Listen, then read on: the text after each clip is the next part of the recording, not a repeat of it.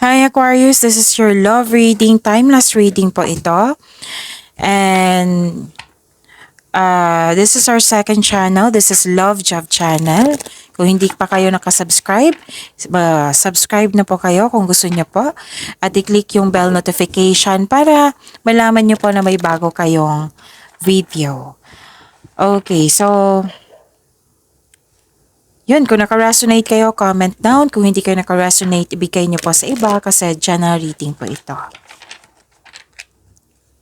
Spirits Guide, ano po yung gustong sabihin ng person ni Aquarius sa kanya? I need 4 cards po.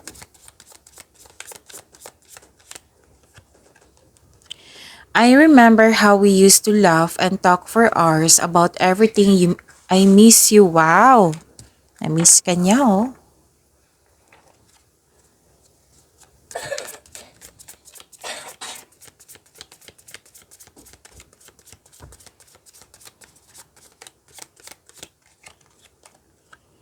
The universe is fighting for our souls to be together. So, gusto niya makipagbalikan sa iyo.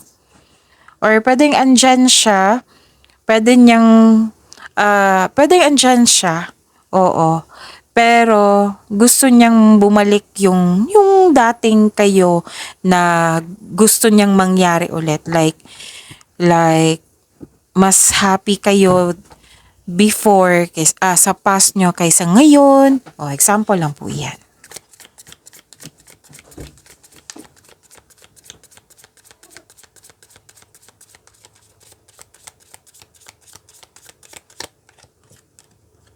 I am secretly obsessed with you. So, iniisip ka niya parati. May desire siya dito eh.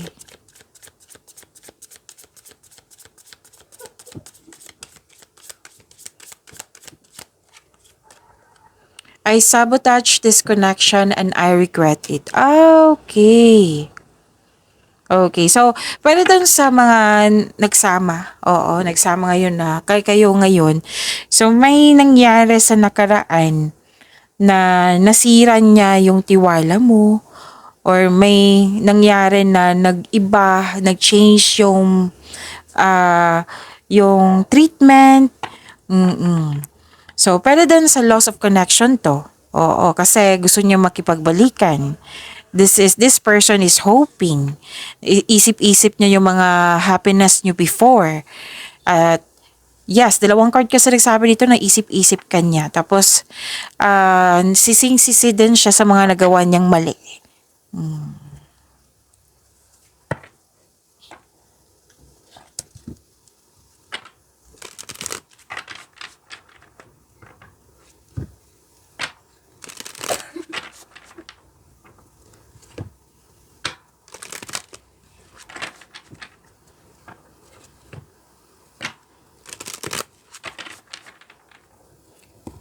Love life ni Aquarius.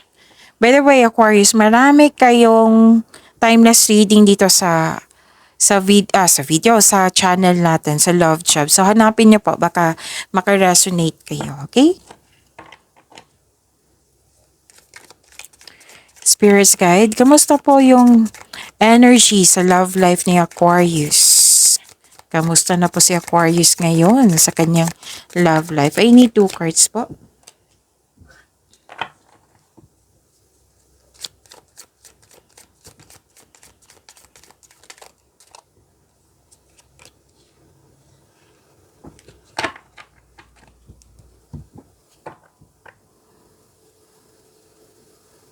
Kumusta, Aquarius? Ang ganda ng cards nyo, oh. Nagkaroon ng balance. Actually, you're okay na. Okay na kayo. What I meant is okay na si Aquarius. May fairness, may balance na, may justice na, may cause and effect. Nalaman mo yung truth and clarity, may hustisya na nangyari. Ba't may nagsabi sa akin dito na may legal matters na mananalo ka? It might be may plano ka regarding sa legal matters. Okay. Sobrang busy mo dito sa trabaho. nagpayaman kayo. So, oo, nagpayaman, mas lalong maging mayaman kayo kasi you are very focused in your career and money. So, actually, buhos talaga yung trabaho niyo. Maraming movement. So, sipag ito. Okay? So, andito yung hindi pagkakaunawaan ng partner mo. Mm.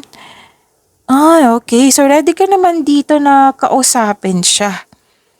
Basta panatilihin mong maging totoo. Actually, kung mag-uusap kayo, magkakaayos kayo. Pwede din recording to sa isang contract.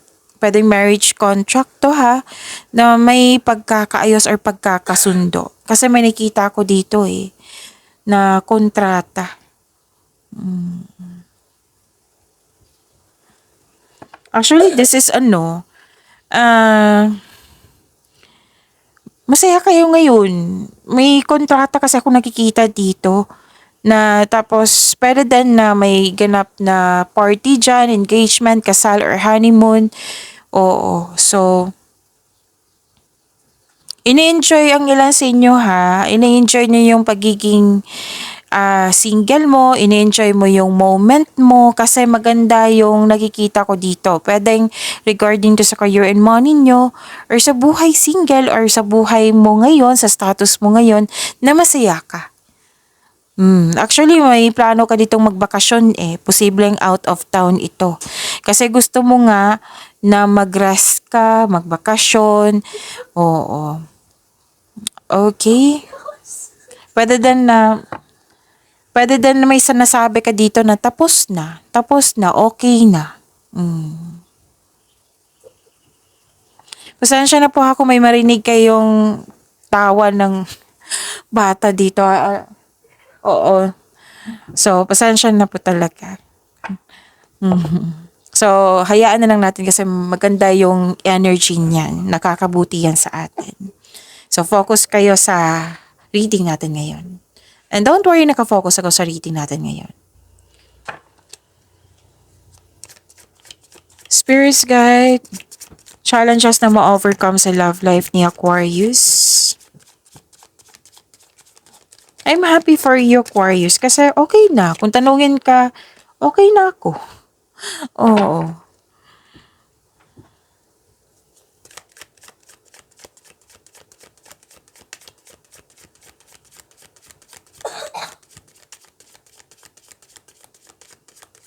Kulang na lang nga sasabihin mo kung mag-usap kayo, mas okay ako ngayon kaysa noon.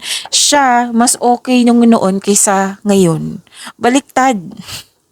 Oo, yun nakikita ko. So, I'm happy for you kasi you're okay. Kampante ka. Kampante ka na sa status, lalo na sa kaperahan, sa career. You're very focused talaga. And, so this is, ang tanong, di ba, challenges na ma-overcome sa love life nyo. This is healing.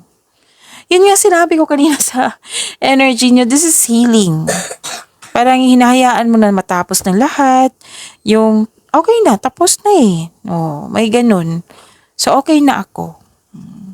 So, may reminder lang card nyo dito na you have to let go and move forward kasi kung kakapit ka pa sa nakaraan, walang pangyayaring changes. Walang mangyayaring changes. Tapos, yun. Kasaganaan ang nakikita ko dito Dalawang card mismo nagsabi Sabi ko naman sa inyo na okay na kayo ngayon. Lalo na sa kaperahan. And you're too busy. So, tama din tong gagawin mo na magpahinga. Okay? So, kasi this is not about this is not all about your love life na sa romantic partner talaga. Pwede din sa sarili to. Kasi nakita ko dito, mas importante na talaga na binigyan mo ng you love yourself more. Binibigyan mo talaga ng halaga yung sarili mo. Nakikita mo na Oo, nakikita mo, kailangan ko talagang mahalin yung sarili ko.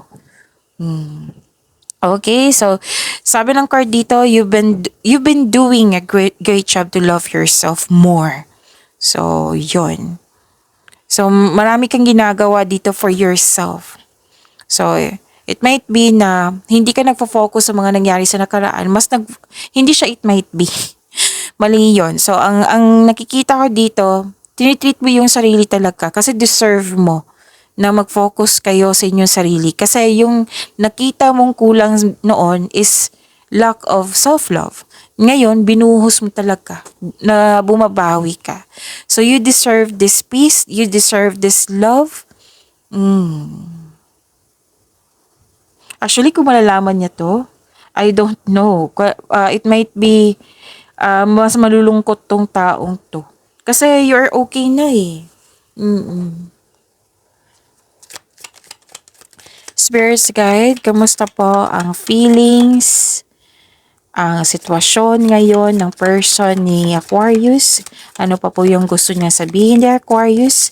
Ano po yung next action ng person ni Aquarius?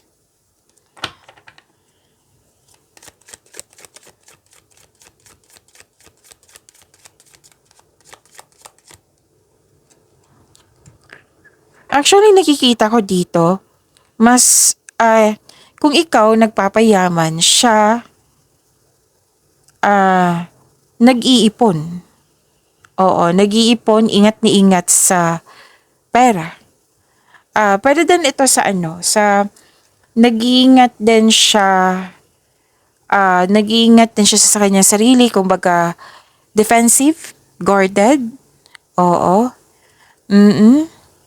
At saka, may inalagaan siya dito eh. Pwedeng sarili din niya, pwedeng family nyo, pwedeng mga anak nyo. At, yan yung nakikita ko. Tapos, nakita niya ang worth nyo. What I meant is, nakita niya ang worth ng inyong relationship. Which is, lumabas din dito sa tarot cards nyo. So, naghihintay tong taong ito na may chances na kausapin ka. Actually, nakikita ko dito na nag-iipon siya ng lakas para kausapin ka. Nag-iipon siya dito for sense of stability, like may project. Oo. Tapos, hindi siya nagmamadali na naghihintay itong taong to. Yung nagbigay talaga ng pasensya. Controlling of behaviors, conserving resources, yan yung nakikita ko. So, sense of stability, more in sense of stability. Gusto niyang mag-level up kayo.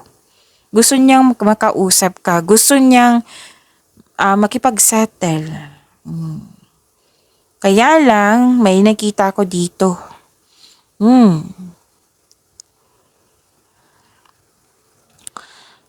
Delay. I knew it.